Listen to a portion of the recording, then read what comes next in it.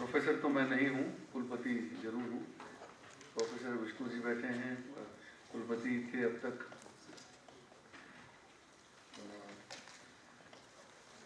मोहन प्रकाश जी, अमित वाजपेयी जी मेरे मित्र, और तमाम मंच पे जो वक्ता मौजूद हैं, और सभागार में आप सभी युवा बंधु। हमारे अमित जी ने कहा कि आप सब यूथ हैं, युवा हैं, तो मैं तो खुद ही अपने आप को युवा ही मानता था। इन्होंने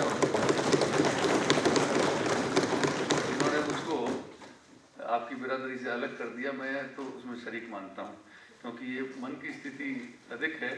युवावस्था में भी आप वृद्धावस्था को प्राप्त हो सकते हैं अगर आप कुछ नहीं करते और बिल्कुल सुप्त अवस्था में जीते हैं। और अगर आप उम्रदराज भी हों और आप लगातार देश की चिंताओं के बारे में, समाज की चिंताओं के बारे में अगर जागरूक रहें, तो मैं मानता हूं कि आप युवा हैं, आप सोए नहीं हैं।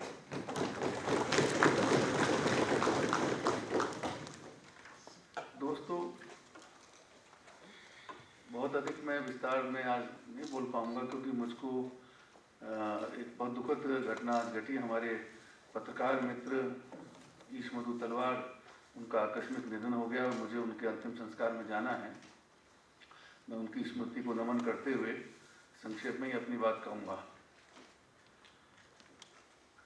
चूँकि मीडिया के लोग यहाँ मौजूद हैं, इसमें शरीक भी हैं आयोजन में,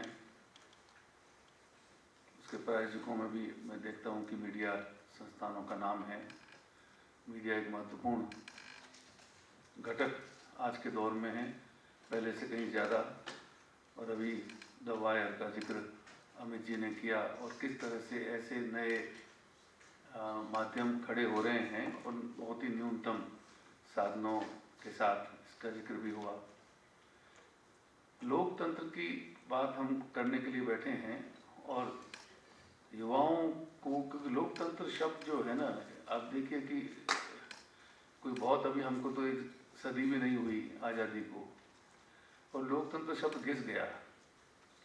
तो आप में लोकतंत्र कहने पे आपको सचमुच कितना लोकतंत्र का आभास होता है और उसके प्रति जिम्मेदारी का बोध होता है, कहना मुश्किल है।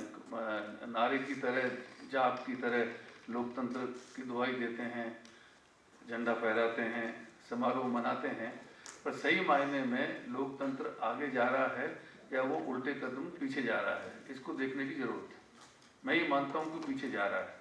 हम अपनी आज़ादी को खो रहे हैं, हम उसके प्रति सजग नहीं हैं।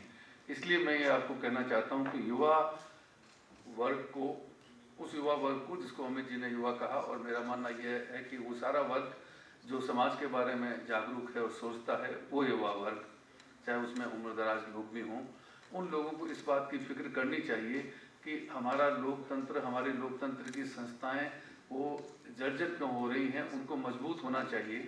हमको एक दुनिया के सबसे बड़े लोकतंत्र को नारे की तरह नहीं इस्तेमाल करना चाहिए, बल्कि साबित करना चाहिए कि हम लोकतंत्र में हैं और एक गहरे बड़े लोकतंत्र में हैं। ये कैसे साबित होगा? अगर हम सड़क पर चलते हुए किसी एक व्यक्ति की जान इसलिए ले लें कि वो गाय का रेवड़ लेके जा रहा था, वो गाय के नाम पे आप उसकी हत्या कर दें। रोज आए दिन हत्याएं हो रही हैं, इससे पहले नहीं होता था। चलते हुए किसी को भी रोक लिया जाता है कि आप तो मुसलमान हैं, आपने मेहंदी क्यों लगाई है, आपने बिंदी क्यों लगाई। मैं पाकिस्तान में गया हूँ, मैंने मुसलमान औरतों को बिंदी लगाते हुए देखा है, लेकिन धीमे धीमे करके ये हो गया कि नहीं, साड़ी पहनना ये तो हिंदुओं का काम है, मुसलमानों की वर्दी। तो ये इस ढंग से लोकतंत्र को हम लोग पीछे ले जा रहे हैं, आगे नहीं ले जा रहे हैं। अगर आपको बोलने की आज़ादी नहीं रहती, जो कि आप देख रहे हैं कि रोज़ आए दिन अखबारों पे, मीडिया संस्थानों पे छापा पड़ता है, जो बोलने का काम करते हैं। मीडिया समाज के बीच और शासन के बीच एक कड़ी है। वो कोई मीडिया अपने आप में एक स्वतंत्र, आप ये कहें स्वतंत्रता उसकी है, लेकिन वो अपने आप में हवा में लहराती हुई कोई स्वतंत्र चीज़ नहीं है। वो समाज और शासन के बीच, या शासन और प्रशासन के बीच एक कड़ी है। समाज की ओर से अगर आंच मीडिया पर आती है, तो आप मान के चलिए कि समाज पर आती है। समाज की जो आज़ादी है वो बोथरा जाती है अगर बोलने की आज़ादी समाज को नहीं है, और समाज की तरफ से अगर मीडिया खड़ा है उसको बोलने की आज़ादी नहीं है। अगर आप बोलें तो बोलते हुए आपको लगे कि कल आपके यहाँ छापा पड़ने वाला है, कल ही अखबारों में पढ़ा, इतना दुख हुआ। हर्ष मंदर, जिनको मैं इतना नज़दीक से जानता हूँ, उनके साथ मैं बाहर भी फिनलैंड में एक बार एक कार्यक्रम हुआ था, हम लोग साथ में थे, उन्होंने बर्तन मांजे तो मुझको भी मांजना पड़ा। मैं तो इस ढंग का मैंने सीखा उनसे, बाद में उनको मैंने कई वर्षों बाद में याद दिलाया कि मेरी आदत नहीं थी बर्तन मांजने की। और वो आईएएस अफसर रहे हुए आदमी और समाज के लिए काम कर रहे हैं, बच्चों के लिए काम कर रहे हैं। और चूंकि दिल्ली में सीए का एक आंदोलन चला, उसका उन्होंने समर्थन किया और अभी विदेश में गए हुए हैं, पीछे से उनके घर पर छापा मार दिया। तो कुल मिलाकर के उन लोगों को हतोत्साह करने की साजिश चल रही है, बल्कि अभियान चल रहा है। जो बोलते हैं, जो ऐसे संगठनों में काम करते हैं, ऐसे संस्थानों में काम करते हैं, ऐसे अखबारों में काम करते हैं, और वो अखबार भी, आपने देखा होगा कि अखबारों पर भी जो है पिछले दिनों में छापे पड़े, वायर पे भी छापा पड़ा, जो कि अखबार नहीं है और बिल्कुल नई किस्म का माध्यम है, बहुत न्यूनतम साधनों में काम करता है, क्विंट पर, न्यूज़ क्लिक पर। ये जो संस्थान हैं, जो एक तरीके से हमें लगता था कि आज़ादी की हवा लेकर के आए हैं, नहीं, उन पर छापे पड़ते हैं। छापे का मतलब ये है कि और लोगों को ये संदेश दिया जाए कि आप भी अगर ये करेंगे तो आपके साथ भी ऐसा होगा। यानी आपको ऐसा चापलूस मीडिया चाहिए जो आपकी ताली, आपके लिए ताली बजाए, थाली बजाए, आप अपने गाल बजाएं, और आपको लगे कि हम लोकतंत्र को मजबूत कर रहे हैं। आप लोकतंत्र को मजबूत नहीं कर रहे हैं, आप लोकतंत्र को कमजोर कर रहे हैं। इसलिए मैं आप मित्रों से ये बात कहना चाहता हूँ, पहली तो कि जागरूकता बहुत ज़रूरी है। युवा होने का प्रमाण वही है। अगर आप जागरूक नहीं हैं, आप इन चीज़ों को नहीं देख रहे हैं, आप इनके विरोध में नहीं बोलते हैं। मेरा किसी एक राजनीतिक विचारधारा से कोई लेना देना नहीं है, आप लोग जानते हैं। और एक जगह आकर के सभी एक ही थैली के चट्टे बट्टे हैं। लेकिन आप हर पार्टी से, हर विचारधारा से ये अपेक्षा तो कर ही सकते हैं कि आप देश को आगे ले जा रहे हैं कि पीछे ले जा रहे हैं। ये कौन सा हम समाज बना रहे हैं, ये कौन सा देश हम बना रहे हैं कि हम चलते हुए व्यक्ति की हत्या कर दें, उसकी जान ले लें, क्योंकि आपको संदेह है कि वो गाय को बेचने जा रहा था, भले वो अपने डेयरी के लिए जिसका वो कारोबार करता है, वो गाय को खरीद के ले जा रहा था। ये जो चीज़ें हैं, ये हैरानी होती है कि इस दौर में जब इतना दुनिया आगे बढ़ गई और भारत में भी बहुत विकास हुआ, चीज़ों का साधन हमारे पास में आ गए हैं, संचार के साधन आ गए हैं, लेकिन उनका दुरुपयोग नहीं होना चाहिए। संचार के इतने अच्छे अच्छे साधन आ गए हैं, इतनी तेज़ी से जो है चीज़ें गति लेती हैं। मैं जब पढ़ता था कोई 50 साल पहले बीकानेर में, तो हमें मालूम है किसी से अगर बात करनी होती थी, फ़ोन तो बहुत दुर्लभ चीज़ थी, मंत्रियों तक पहुंचना पड़ता था अगर आपको घर पे फ़ोन लगवाना है। और किसी से बात करनी है तो कोई ज़माने में तो पोस्ट ऑफिस ही जाना पड़ता था, फिर घर में फ़ोन आ गया, फिर आप ट्रंक कॉल लगाते थे, बड़ी मुश्किल से कहीं दूर से किसी रिश्तेदार की आवाज़ आप सुन सकते थे। आज आप मुफ्त में ही वो आवाज़ व्हाट्सएप पे सुन सकते हैं। व्हाट्सएप के ऊपर आप संदेश भेजते हैं, वो टेलीग्राम जो है नहीं पहुँचता था। रेलगाड़ी से हम जाते थे बीकानेर से मुंबई, तो अहमदाबाद होकर गाड़ी बदलनी पड़ती थी, यहाँ से तार भेजता था रेलवे वाला, वो तार कभी पहुँचता ही नहीं था, और अहमदाबाद जाके आपको पता चलता था कि आगे आपका रिजर्वेशन नहीं है।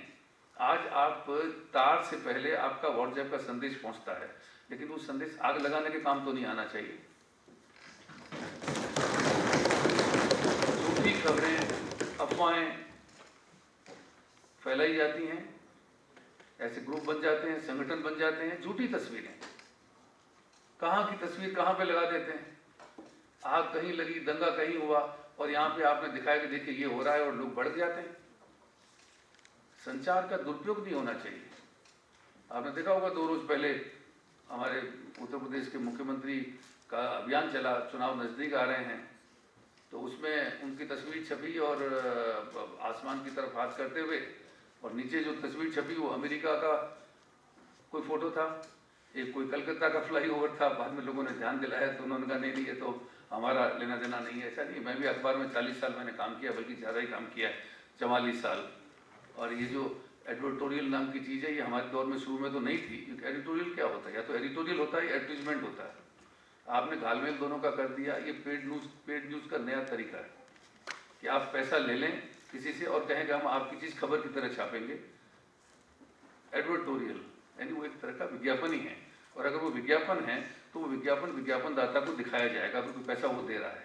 और अगर उसको दिखाया जाएगा तो उसको मालूम होना चाहिए कि ये पुल अमेरिका का है कि कलकत्ता का है कि लखनऊ का है। ये धोखा, संचार के नाम पे साधन बढ़ रहे हैं, छपाई अच्छी हो गई, टेलीविज़न भी नए आ गए, नए नए साधन भी आ गए, लेकिन जैसा मैंने कहा कि हम आगे नहीं पीछे जा रहे हैं। उसका प्रमाण ये है कि हम लोग बोलने की आज़ादी खो रहे हैं, झूठ बोलना सीख रहे हैं, अफवाहें फैलाना सीख रहे हैं, और अफवाहें इस हद तक फैलाना सीख रहे हैं कि वो देश में आग लगाने के भी काम आती है। तो ये संचार